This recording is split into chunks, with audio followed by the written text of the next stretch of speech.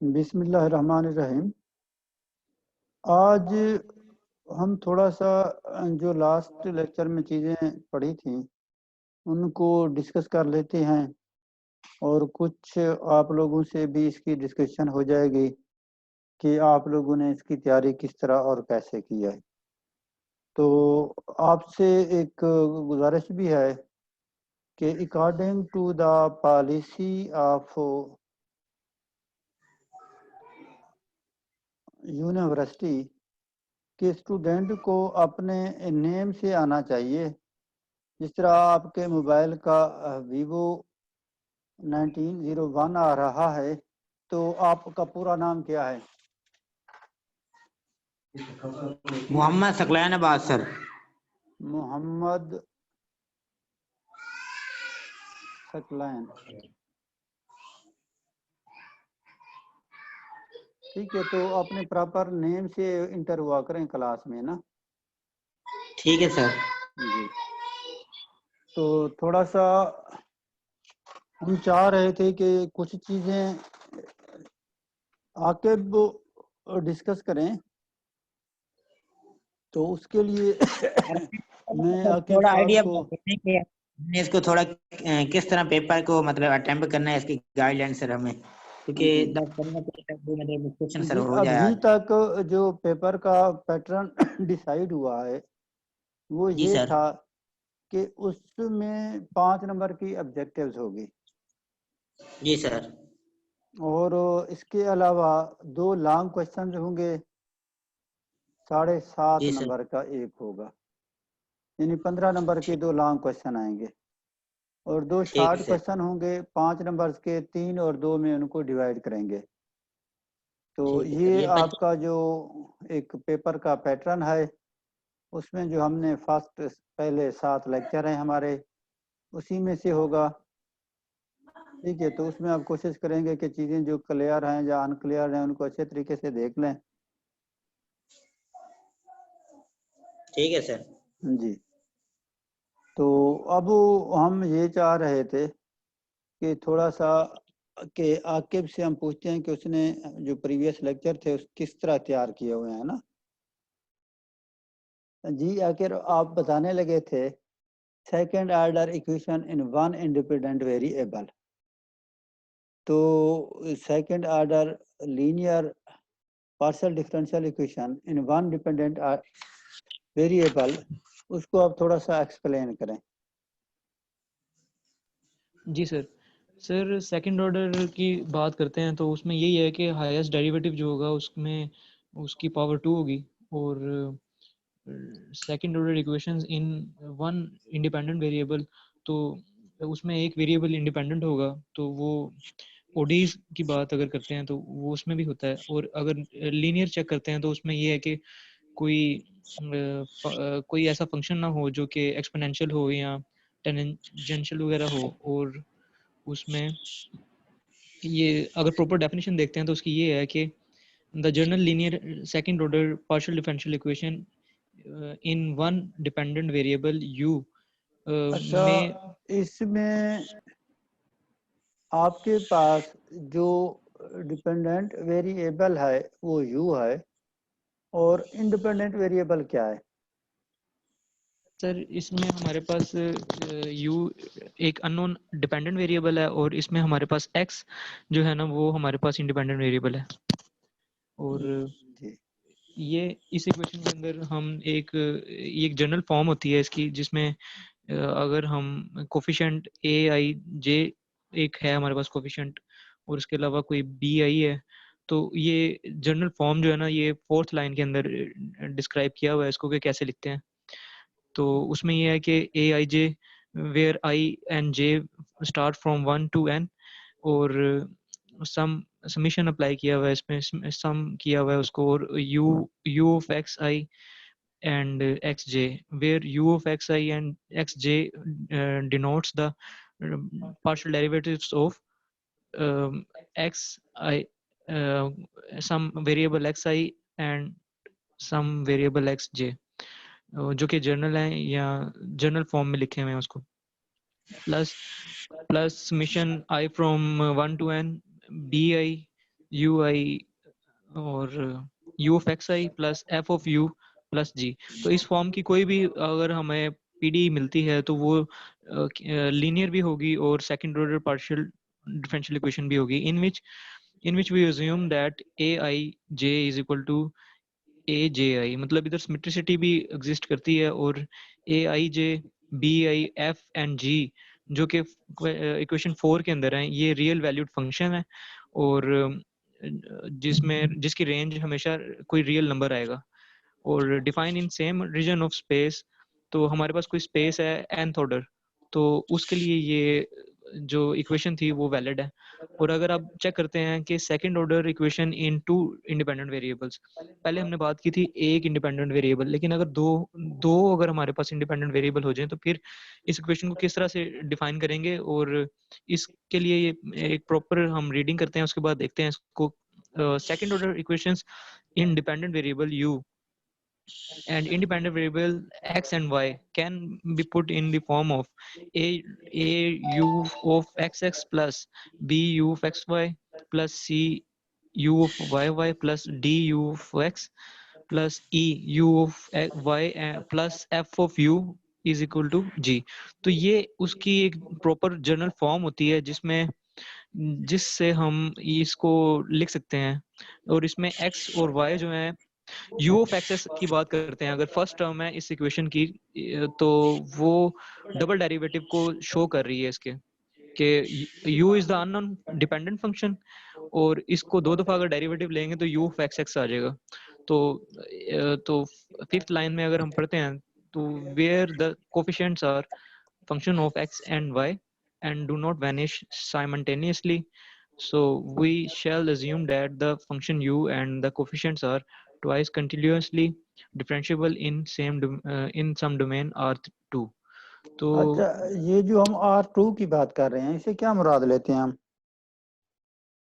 Sir ये R2 की अगर करें तो ये प्लेन की बात होती है, मतलब प्लेन में हम अगर डिस्कस कर रहे हैं तो ये उसमें वैलिड है। और मतलब ये उधर है कि प्लेन की बात हम कर रहे हैं तो वो मतलब 2 डायमेंशन की बात हो रही है। R2 का मतलब ये 2 डायमेंशन। अगर R3 की बात है तो इसका मतलब ये है कि 3 डायमेंशन, जिस तरह x, y और z।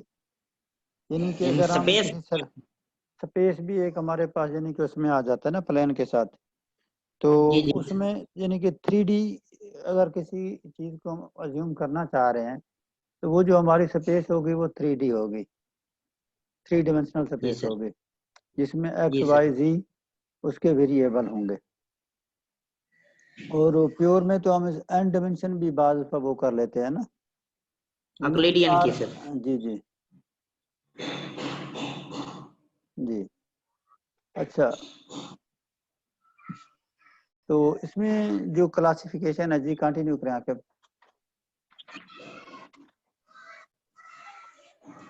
जी सर। सर क्लासिफिकेशन के अंदर ये काफी इंपॉर्टेंट पार्ट है इसका कि क्लासिफिकेशन किस तरह से हम कर सकते हैं second order linear differential equations की। तो इसके लिए हम देखते हैं कि the classification of PDE partial differential equation is suggested by classification of quadratic equation of conic section in analytic geometry.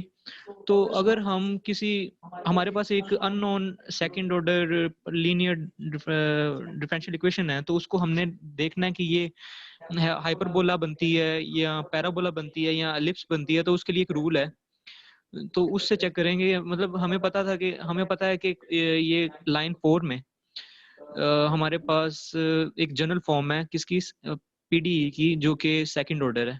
तो उसमें हम देखते हैं कि हाइपरबोला उस वक्त होगा जब इसमें ये बी स्केयर माइनस 4ac जो ग्रेटर देन 0 आंसर आता है या पॉजिटिव आंसर आता है तो वो हाइपरबोला है। अच्छा, और अगर बी स्क्वायर माइनस 4ac के लिए एक प्रॉपर वर्ड भी यूज किया जाता है, तो उसके बारे में आप। डिस्क्रिमिनेट जी, डिस्क्रिमिनेंट। अगर जी डिस्क्रिमिनेंट सर। पॉजिटिव हो तो उसका जो रिजल्ट है, जो ग्राफ है, वो क्या होगा? हाइपरबोला होगा। पॉजिटिव रियल होगा। अगर हाँ जीरो हो तो यानी हाइपरबोला होगा अगर पॉजिटिव हो। जी अगर सर जीरो के इक्वल हो पॉजिटिव। तो पैराबोला होगा। अगर लेस देन जीरो की हम बात करते हैं तो फिर आपके जी पास क्या सर होगी? इलिप्स होगी। लिप्स होगी ठीक है। ठीक है, ये उनके जो ग्राफ से जब हम रिलेटेड चीजें डिस्कस करते हैं कॉनिक सेक्शन को ना, कॉनिक सेक्शन में जी हमारे सर। पास यही चीजें होती है ना, हाइपरबोला, पैराबोला, एलिप्स। जी सर। ठीक है जी, आगे कंटिन्यू करें। तो सर ये इसमें यही है, the classification of PDs in is suggested by the discriminant, and अगर डिस्क्रिमिनेंट हमारा पॉजिटिव अच्छा। है तो वो हाइपरबोला है, अगर वो इक्वल टू 0 है तो वो हमारे पास आ जाएगा पैराबोला, और अगर वो लेस देन 0 है या नेगेटिव है तो फिर वो हो जाएगी एलिप्स। तो इसी कोई एग्जांपल है जो कि देख लेते हैं। फर्स्ट एक हमारे पास एग्जांपल 3 है, जिनमें से फर्स्ट एग्जांपल है द हीट इक्वेशन। तो जी हीट इक्वेशन के अंदर की एक पहचान होती है कि इसमें फर्स्ट डेरिवेटिव इन्वॉल्व होता है टेम्परेचर का विद रिस्पेक्ट टू, अगर u एक अननोन फंक्शन है तो उसमें first derivative of temperature involve होता है। इसकी एक आइडेंटिफिकेशन है या क्लासिफिकेशन के साथ ही हम चेक कर सकते हैं। ये अगर चेक करें तो ये पैराबोला बनाती है, तो पैराबोलिक है। और इसी तरह वेव इक्वेशन अगर चेक करते हैं तो उसमें double derivative of temperature involve होता है और ये हाइपरबोलिक होती है। ये उस जो फार्मूला अभी हमने डिस्क्रिमिनेंट का चेक किया है उससे आप प्रूफ भी कर सकते हैं इसको। तो इसी तरह ये क्वेश्चन जो एग्जांपल 3 है, जो कि लैप्लास इक्वेशन है या पोटेंशियल इक्वेशन है, जिसमें तो ये एलिप्टिक एक केस होता है हमारे पास, जो कि डिस्क्रिमिनेंट इसका क्या हो जाएगा, नेगेटिव हो जाएगा। तो फिर ये एक एलिप्टिक केस बन जाएगा ना। तो फिर method of separation of variable check करते हैं, उसमें ये किस तरह से हम सोल्व करते हैं एक पीडी को, अगर उसमें एक्स और वाई मिक्स हो जाते हैं। तो during the last 2 centuries, so several methods have been developed for solving PDEs. Among these, a technique known as the method of separation of variables is perhaps the oldest systematic method for the solving of PDEs. इसमें number point अगर check करते हैं, points के लिहाज से check करें तो first point इसका ये है कि it is an essential feature, its essential feature is to transform the PDE by a set of ordinary equation. तो ये ट्रांसफॉर्म कर देती है PDE को सेट ऑफ ऑर्डिनरी इक्वेशन के साथ।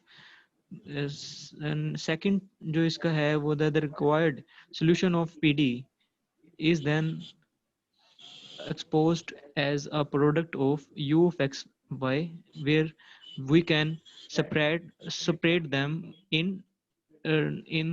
their respective functions. Like अगर हमारे पास एक अननोन फंक्शन u है जो कि डिपेंडेंट है और उसमें 2 वेरिएबल इन्वॉल्व है, इंडिपेंडेंट x और y, और उसमें हम क्या कर सकते हैं कि x और y को अगर सेपरेट कर लेना तो वो सेपरेबल है। ये एक आसान सी उसकी एक पहचान है। तो अगर सेपरेट हो जाता है तो एक को लेफ्ट हैंड साइड पे ले देते हैं, एक को राइट हैंड साइड पे ले देते हैं और उसको सेपरेट करके उसका हम सिंप्लीफाई कर सकते हैं उसको।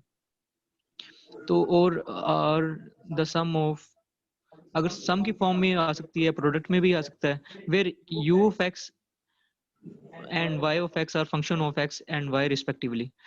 अब ये एक नोट आ गया, इसको चेक कर लेते हैं। Many significant problem in PDEs can be solve by the method of separation of variable. This method has been considerably refined and generalized over the last 2 centuries, and one of the classical technique of applied mathematics, mathematical physics and engineering science. Usually the first order PDE can be solved by separation of variables without the need for the Fourier series. This method is used to convert PDE into ODE. तो ये method जो कि हमने discuss किया था, इसकी एक example देख लेते हैं कि सेपरेशन ऑफ वेरिएबल क्या करता है कि ये पीडी इक्वेशन है हमारे पास, उसको चेंज कर देता है ओडी के अंदर। और जब ओडी के अंदर कोई हमारे पास वैल्यू आ जाएगी तो उसे सिंपली हम इंटीग्रेट करेंगे तो उसका आंसर हमारे पास आ जाएगा। तो एग्जांपल में हम चेक करते हैं कि solve by the method of separation of variable. इसमें हमारे पास एक इक्वेशन है, अगर आप गौर करें तो ये वो इक्वेशन है जो कि हीट इक्वेशन हमने देखी थी अभी। तो हीट इक्वेशन अगर हमारे पास है तो क्या वो सेपरेट हो सकती है, चेक करते हैं। तो फर्स्ट तो हम ये करते हैं ना कि ये सब टर्म्स को लेफ्ट हैंड साइड पे लेते हैं। तो उसको हम दूसरी फॉर्म में भी ले सकते हैं, जो कि आ जाती है u ऑफ डबल एक्स या x minus u of t is equal to 0। तो where x is real and x belongs to a और b इंटरवल से है और t जो है वो पॉजिटिव है। तो सोल्यूशन इसका चेक कर लेते हैं, क्या सेपरेशन इस पे अप्लाई होती है। तो इसको हम क्या करते हैं कि लेट कर लेते हैं जो अननोन फंक्शन हमारे पास u है, जो कि फंक्शन है x और t का, तो उसको हम लेट कर लेते हैं कैपिटल x ऑफ x और कैपिटल t ऑफ t। ये हमने उसको अज्यूम किया और इसको हम क्या करते हैं, डबल डेरिवेटिव ले लेते हैं इसका। अब डबल डेरिवेटिव किस तरह से लेना है, पहले तो हमने जो इक्वेशन लेट की है ना उसका 2 दफा पार्शियल डेरिवेटिव लेना है विद रिस्पेक्ट टू एक्स से, फिर उसी इक्वेशन का हमने एक डेरिवेटिव लेना है with respect to t, partial derivative. और इन दोनों डेरिवेटिव्स को हमने इस अजम्पशन के अंदर जो कि हमारे पास है थी क्वेश्चन के अंदर जो कि गिवन था, उसमें हम जब इसकी वैल्यूज सब्स्टिट्यूट करते हैं तो फिर हमारे पास ये थर्ड लाइन सॉल्यूशन की बन जाती है। तो इसे आप देखेंगे पार्शियल डेरिवेटिव ऑफ एक्स अगर है तो उसको एक्स डैश लिख लेते हैं। तो उसको सिंपली आप देखें कि अब प्रोडक्ट रूल लगा है, बल्कि प्रोडक्ट रूल इसमें नहीं लगेगा, टी तो टी का वेरिएबल है ना, t is the function of t। तो सिंपली जब उसको ऊपर डबल x की वैल्यू जो है उससे हम करेंगे पार्शियल डेरिवेटिव लेंगे तो x डैश आ जाएगा। तो 2 दफा करेंगे तो x डबल डैश और साथ t ऑफ t वैसे ही आ गया, माइनस x ऑफ t का जब with respect to t partial derivative लिया तो वो t डैश आ गया विच इज इक्वल टू 0। अब क्या करेंगे कि अब इसमें देखते हैं कि क्या चीज है जो कि कॉमन आती है या डिवाइड होता है उससे। तो हम इसमें x और t को ना डिवाइड कर देते हैं दोनों साइड पे। तो जो लेफ्ट हैंड साइड है उसमें फर्स्ट टर्म जो है उसमें t कैंसिल हो जाएगा और जो सेकंड टर्म है उसमें x कैंसिल हो जाएगा। तो अब ये हमारे पास एक सेपरेबल फॉर्म बन गई है जो कि PD से OD के अंदर कन्वर्ट हो गई है।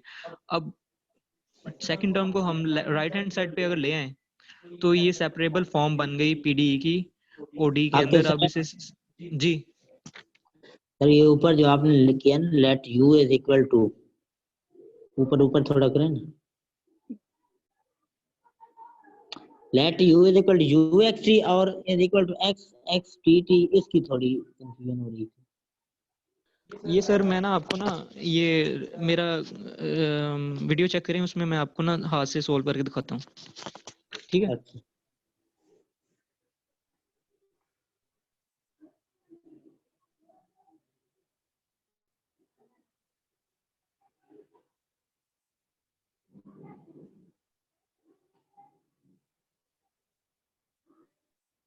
बेसिकली जो पीडी का सोल्यूशन होता है हम उसको एज्यूम करते हैं। हम कहते हैं कि इसका जो सोल्यूशन है u is equal to u into x और टी पे एग्जिस्ट कर रहा है। तो इसमें हमारे पास 2 वेरिएबल हैं, एक x है एक t है। x पे डिपेंड कर रहा है और t किस पे डिपेंड कर रहा है, t पे। और इन दोनों को हम equal to approximately equal to x t भी रखते हैं। और साथ में ये आपको वीडियो में आके देखें, कुछ आपको समझाने की कोशिश कर रहे हैं, ठीक है। जी सर जी जी, इसको भी आप देख लें अगर आपको कुछ नजर आ रहा है इसमें ना। जी सर एक्स टी तो ये इसकी समझ आ गई है, मतलब u is equal to u x t, या यानी कि u सर ये किसके हमारा बराबर आ अज्यूम्ड गया? सोल्यूशन है, ये हमारा अज्यूम्ड है सोल्यूशन, जी जिसके सर अंदर x और t 2 वेरिएबल हैं। यानी कि देखिए हम ठीक है जो सर। डेरिवेटिव आपके पास, ये देखें कि हमारे पास डिपेंडेंट वेरिएबल इसके अंदर कौन सा है। आके साहब आ गई है, आके साहब समझ आ गई है। चलें ठीक ठीक है सर। नेक्स्ट मूव करें। वो असल में ना इकट्ठा थोड़ा लिखा हुआ था फिर समझ नहीं आ रही थी। जी जी। तो इसके बाद ये सेपरेशन आ गई, इसके बाद इसमें हम सिंपली क्या करेंगे, इसमें हम इक्वल टू कर देते हैं इन दोनों को किसी लैम्डा के, लेट करने सोल्यूशन फाइंड करने के लिए। तो इधर अगर हमारे पास 2 टर्म्स हैं तो वो क्या करते हैं कि x double dash over x is equal to lambda कर देते हैं और t डैश ओवर t को लैम्डा के इक्वल कर देते हैं। तो अब दो इक्वेशंस आ गई हैं, इन दोनों से हमने चेक कर लेना है सोल्यूशन। अब ये दो हमारे पास ODEs आ गई हैं, तो सिंपली उसको जी। हम सॉल्व कर लेते हैं। क्या करेंगे कि जो नीचे वाली डिनोमिनेटर है उसको दूसरी साइड पे ले जाते हैं, तो x double dash over x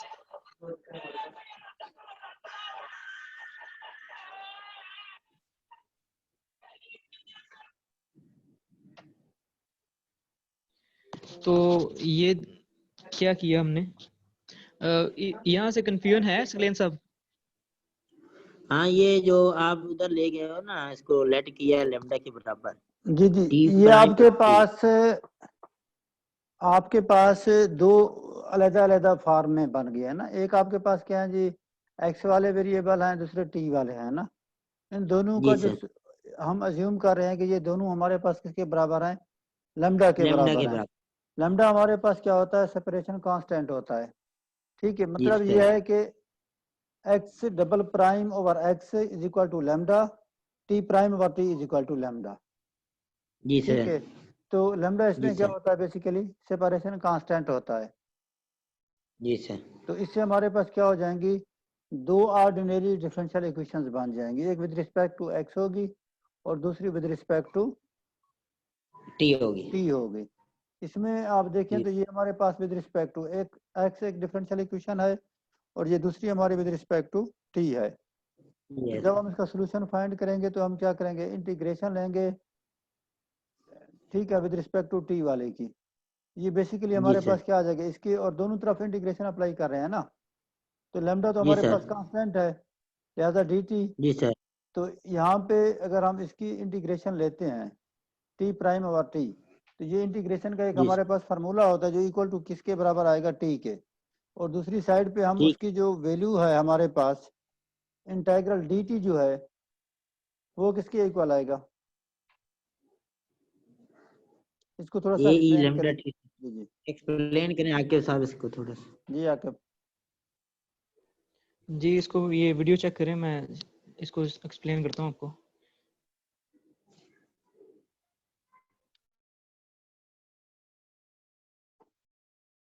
बोलते भी जाए लिखते भी जाए ना साथ में। जी, अब इसको ये वीडियो देखें, मैं वीडियो निकालता हूँ, उसमें बताते हैं ये कि हमारे पास अगर है ये कोई इंटीग्रेशन लेनी है किसी, हमारे पास क्या था सकलैन साहब, बोलना जरा, टर्म क्या थी हमारे पास? Integration t prime over t d t is equal to lambda into integration d t.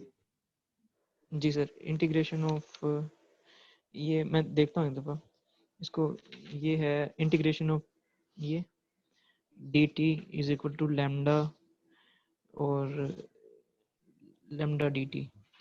Simply क्या किया है हमने, इंटीग्रेशन अप्लाई किया है, तो ये क्या हो जाएगा इस तरह से, और ये यहाँ पे ये लैम्डा तो बाहर आ गया, तो यहाँ पे टी आ जाएगा। अब इसमें क्योंकि ये एक्सपोनेंशियल फंक्शन है, इसको अगर हम एक्सपोनेंशियल फंक्शन को कन्वर्ट करना चाहें, लॉगरिथमिक फंक्शन को खत्म करना हो, तो क्या करते हैं सकलैन साहब? टी इज इक्वल टू ई की पावर लैम्डा टी आ जाएगा। ई की पावर, ई दोनों है ना, हम दोनों तरफ कर देते हैं, तो ये कुछ इस तरह से हो जाएगा। तो हाँ ठीक है, जी, ये तो कैंसिल। और टी इज दूसरे इक्वल टू ई। जी जी, अब एक आपने ये सोल्यूशन फाइंड कर लिया, दूसरा जो विद रिस्पेक्ट टू एक्स आपने ऑर्डिनरी डिफरेंशियल इक्वेशन ली थी, उससे भी आपने सोल्यूशन फाइंड तो कर लिया है। ये सवाल है कैसे आया ये साथ, जो ई की पावर लैम्डा टी तो आ गया ये समझ, तो सवाल। कांस्टेंट है, ये कांस्टेंट है, इंटीग्रेशन कांस्टेंट समझ ले रहे हैं ना। अच्छा अच्छा, कांस्टेंट इंटीग्रेशन कांस्टेंट, ठीक है सर। ठीक है, और जी सर, इसी तरह जो दूसरी जो थी equation with respect to x थी, उसका सोल्यूशन हमारे पास क्या आ गया, ये वाला आ गया।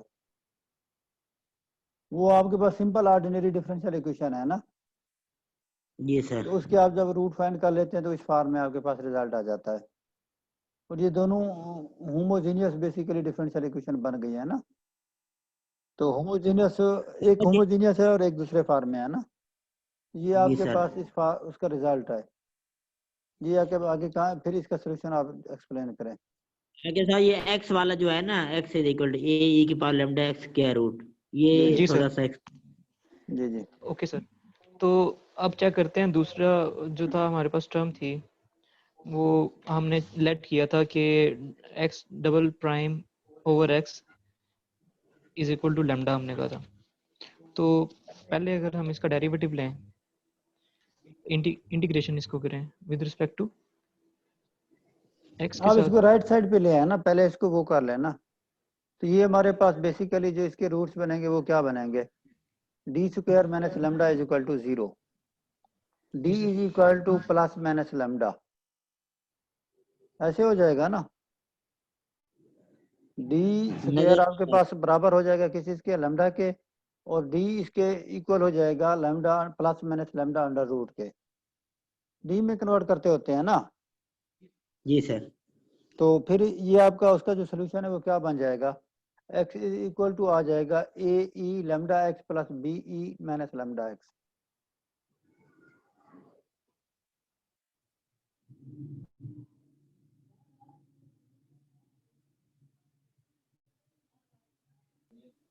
तो ये मैं वीडियो शेयर की हुई है और बोल भी रहा हूँ, उसमें ये है कि ये हमने फॉर रूट्स या उसका उसका सोल्यूशन के लिए हम क्या करेंगे कि डी स्क्वायर और minus lambda D is equal to 0।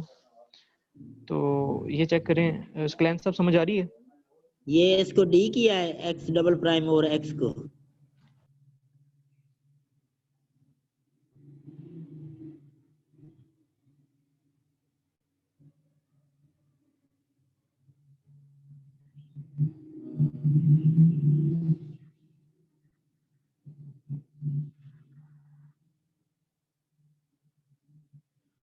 नहीं, x को d के बराबर किया तो x ये d square x double prime d square आ गया।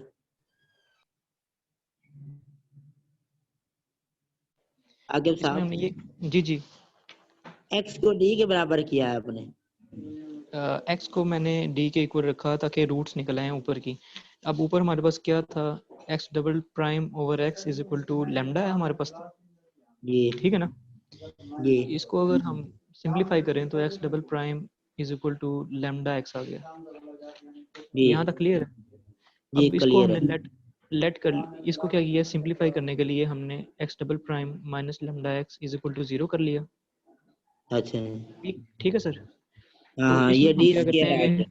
कि जी इसमें इससे रिप्लेस कर दिया, अगर हम ये रिप्लेस करें तो यहाँ पे ये हमारे पास रूट्स निकल आएंगे इसकी, डी स्क्वायर ठीक इज है। Equal to lambda d. तो यहाँ से हम देखते हैं कि डी इज इक्वल टू 0 आ गया और d is equal to lambda equal आ गया। तो कम्प्लीमेंट्री फंक्शन हमारे पास अगर a1 लेते हैं या कोई c1 ले लेते हैं और e की पावर mx होती है ना, इसी तरह जी से होगा सर। ना, mx प्लस दूसरा क्या आएगा, b1 कर लें उसे आप m, ठीक है ठीक है ना। जी तो यहाँ पे m हमारे पास क्या था, m या d क्या था हमारे पास, दो थे, एक थी 0 और एक थी लेमडा। तो वाई सी हमारे पास कुछ इस तरह से बन जाएगा, जो कि a1 आपने मेरी करेक्शन करनी है, इसमें अगर कोई मिस्टेक है तो वो मुझे बतानी है, पॉइंट आउट करनी है। और आप क्या शेयर कर सकते हैं स्क्रीन अपनी, a1 प्लस ये आ जाएगा 0 a1 जी 0 आ जाएगा, और प्लस ये आ जाएगा प्लस b1 b1 e की power for lambda lambda lambda x आ गया। तो ये हमारे पास आंसर है, इसका सिंपलीफाई होके आ जाएगा y c is equal to a1 a1 plus plus b1 b e power lambda x. Lambda. तो ये सोल्यूशन निकल आया इसका। तो अब चेक करते हैं उसमें कि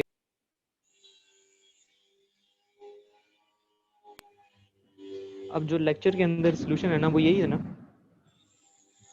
लेक्चर के अंदर सिचुएशन थोड़ा उल्ट निकल रहा है डिफरेंट है, सर, डिफरेंट है।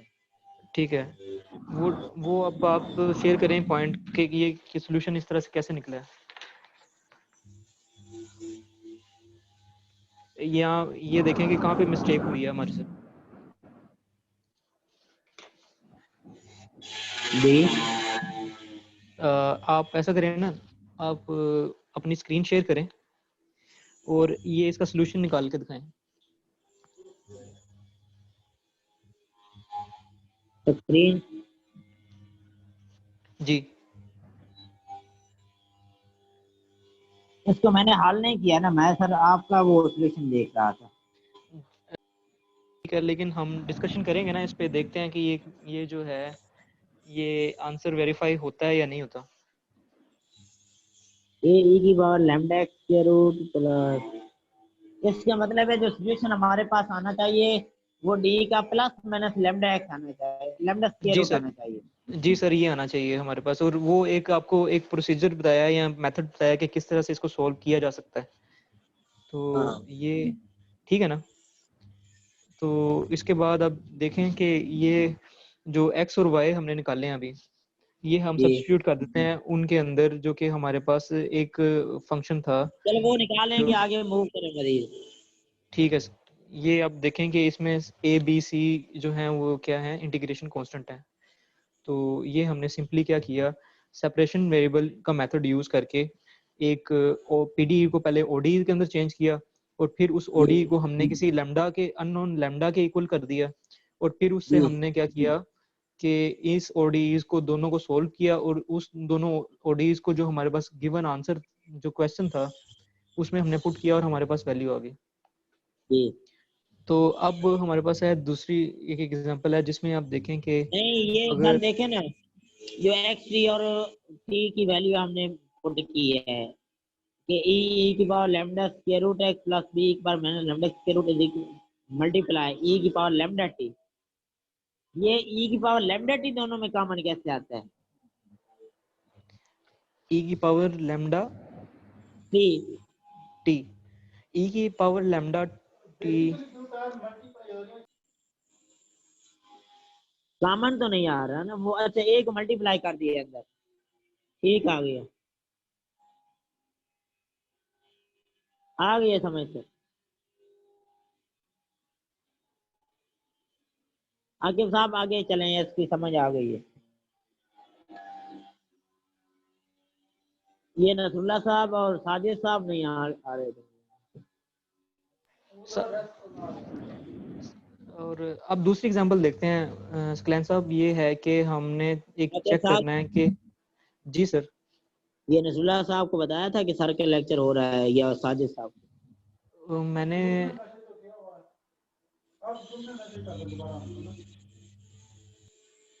स्कलैन साहब आप मैसेज कर दें उन्हें या कॉल करें उन्हें। मैं मैसेज करता हूँ, आप सब ये ठीक है, हाल करें। मैं ठीक है, फिर आप करें, उन्हें रब्ता करें, फिर मुझे बताएं, फिर शुरू करते हैं।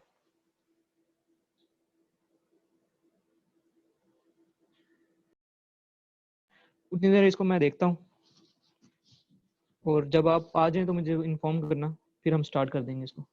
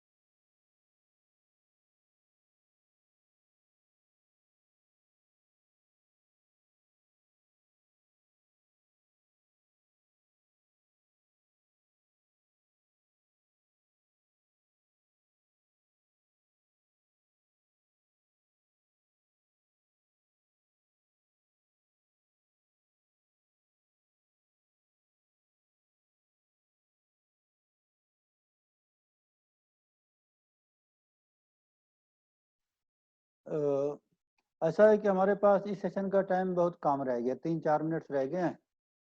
तो हम ऐसा करते हैं कि इस सेशन को यहीं पे एंड करते हैं और इसमें से 4 से 5 मिनट की हम ब्रेक लेंगे। ये इतनी देर में ये जो हमारे पास वीडियोज़ हैं उनकी जो PDF है वो जनरेट हो जाएगी, सॉरी वीडियो। उसके बाद हम नेक्स्ट लेक्चर वो कंटिन्यू कर देंगे। तो फिलहाल अल्लाह हाफ़िज़।